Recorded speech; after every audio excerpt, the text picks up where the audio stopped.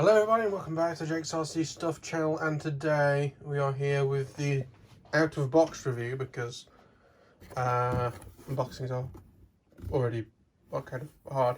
But this is for a Wing Wing Z84 and I wish it was this colour scheme because that looks amazing, but now I have the green version. But we'll see what's in the box. So you get, of course, the body, you get left wing, you get the carbon fibre tube and two screws that are rattling around the bottom of the box. Slightly concerning. Also, this, interestingly, can you see where that staple is? Yeah, it's kind of stapled there, so as you open the box it kind of presented itself, and I thought that was a really nice touch. But unfortunately, there's a screw in here, and there was these two screws floating around, so I'm not sure if there was 4 for the motor, and one of them's missing, or if there's meant to be 2, and we've got a spare. I don't really know, unless there's meant to be 3. Another wing. Something to immediately note is that's actually the bottom of the wing, and the servo goes in the bottom. It is an older design wing. This have the 2 winglets, which, as you can see, sort of go in the middle. Instruction book, which is basic but nice, and could honestly be half the size. And then a basic sheet of stickers. Now, actually, it seems weird. There's like some stickers on the wing, but not others. But the rest of it's on here. That's a bit weird. I bought this a while ago from Hobby King. I think it was less than £20 for the kit, plus like 3 or 4 quid shipping. So I decided to buy it to just have it on the shelf because people like Matthew Ogborn were ranting and raving about how good they were. And I was actually going to sell it because I couldn't come up with something to use it for. But the reason why I've decided that I'm going to build it and actually use it is I want to use this as a test bed. So I love building planes, I love flying planes, I hate tinkering. So the idea is that this is going to sort of pre-test stuff for was flying.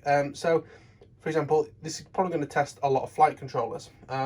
Not like if I've tested a flight controller before, like I'm not going to probably fly an FY41 in this. I've got millions of them in different things, but I could use it for testing iNav on a flying wing, the SNL Owl I have, things like that. And I am going to be doing a video on flight controllers / autopilots soon to sort of run through my current thoughts, and we'll take it from there.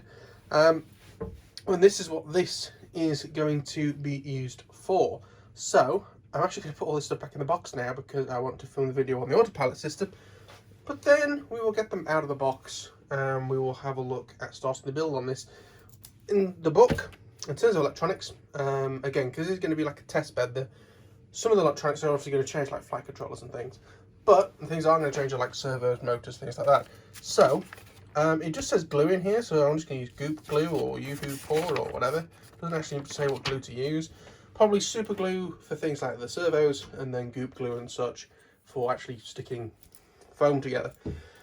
Servos probably going to be the Racecraft, what are they called? Racing Star? I forgot what they're called. Servos. We'll put 2 servos in for that. The motor, I'm undecided because if you read the recommended gumph,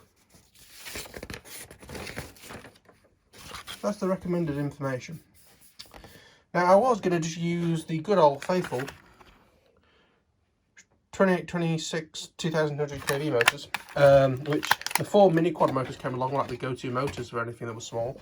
But, and you'll see when it's put together, I'll do a comparison. It's not that much bigger than the Dart 250, and you can see it's like 2-cell 1500 and things like that.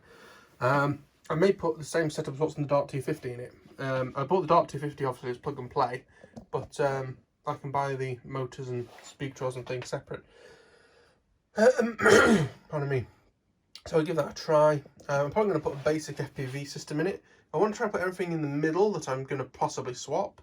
So for example, I may swap the video and camera and transmitter out for some reason at some point. So I probably will have all that in the centre. But things like the receiver, I'm probably not going to change. I'm still going to make it easier to get out, but I'm probably not going to change. I'm probably always going to be in the same place, so I can chuck that on a wingtip if I can be bothered. That is the real question. Can I be bothered? As I say, this is a test bed. It's not meant to be a nice plane. One of the good things about the fact that it's cheap is, one, if I have something that's so crap it crashes the model, it doesn't matter. Again, they're very cheap to replace. And another thing is, if I decide I want to have like a face-off between 2 different flight controllers, If I really wanted to, I could buy another one of these. Again, £2 servos, a cheapo motor, a speed controller, cheapo transmitter and video transmitter and camera. I can build a second one very easy. It's going to be a very quick build. I mean, nail it together in one night, the foam.